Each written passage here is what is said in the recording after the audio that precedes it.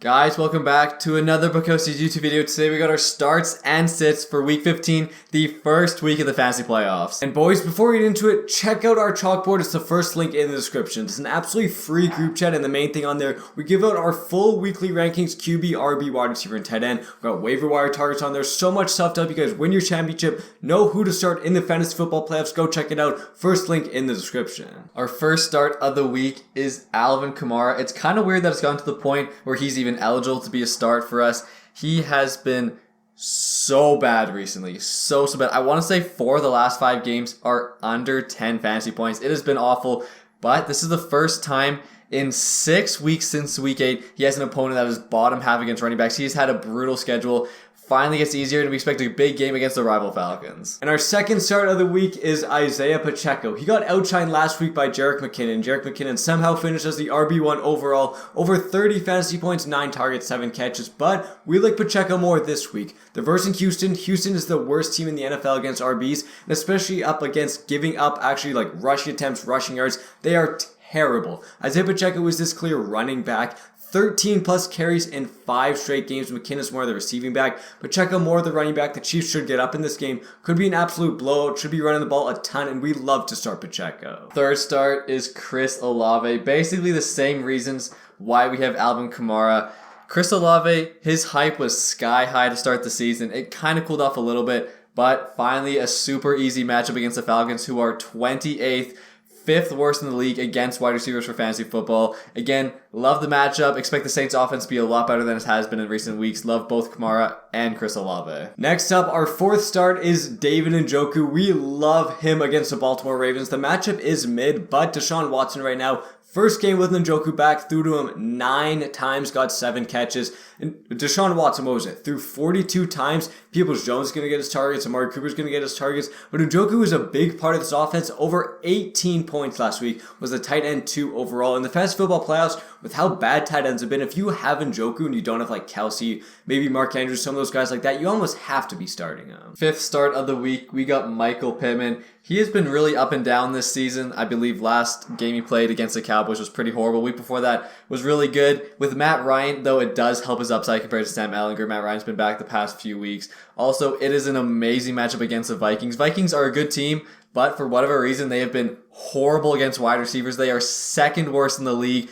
31st overall against wide receivers. So again, it's an amazing matchup. Expect a decent game or a good game for Michael Pittman. And lastly, our number 1 defense this week is the Philadelphia Eagles. They're playing the Chicago Bears. Philly right now is the current defense number 4, and Chicago is currently number 29 against defenses. Great matchup. Philly has been blowing out teams left and right, and also Philly, super safe defense. All year, they've only put up under 8 points 4 times. I'm pretty sure they've only went under 7 points like 3 times. They've been quite safe. I think they've never been under 4 points. If you put them in your lineup, they're never going to get too many points scored on them. They're going to be a safe option, and they have an amazing matchup for the first week of the playoffs. And moving on to sits, our first sit of the week is Tua Tagovailoa.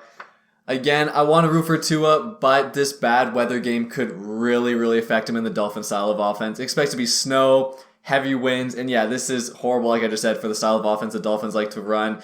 Don't love the upside here. In the same game, our second sit is Gabriel Davis. Gabriel Davis, he's that deep play guy for the Buffalo Bills, and what's going to hurt him? A bad weather game. When Josh Allen can't throw the ball too deep, it's going to hurt Gabe Davis. Also, his pass production over the past couple weeks has been terrible. He's only put up 12 or more fantasy points once in the last 7 games. Stephon Diggs, this clear wide receiver 1. Gabe Davis just not getting his work recently. Had some blow-up games earlier in the season. We just don't see him blowing up in a terrible weather game. Third sit of the week is Zonovan Knight. Zonovan Knight has been awesome recently. It's just a few things going against him this week.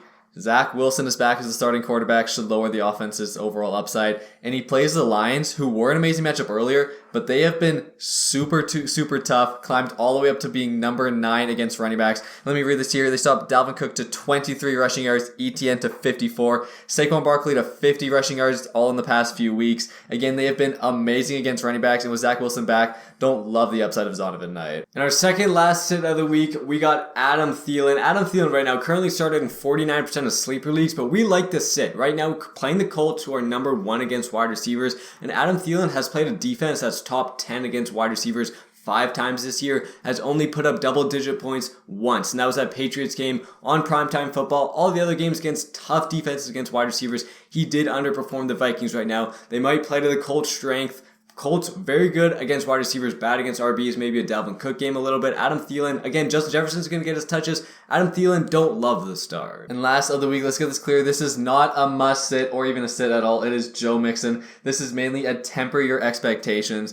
You basically have to start him regardless, but I just would not expect a big game. If you need an upside play somewhere else, maybe that could change your flex play. But yeah, he plays the Buccaneers, who besides last week have been phenomenal against running backs and have been for quite some time. They are currently number 7 against running backs, and this game is going to be in Tampa Bay. Also, Mixon last week only played 58% of snaps, only had 12.6 fantasy points, and Pittman was the receiving back. In a tough matchup where he's not getting as many targets as the other running back, I would definitely temper your expectations for Joe Mixon. And boys, thanks so much for watching the video. Again, check out our chalkboard, absolutely free group chat to get all of our rankings. First link in the description. Thanks so much for hopping in. We'll see y'all next time.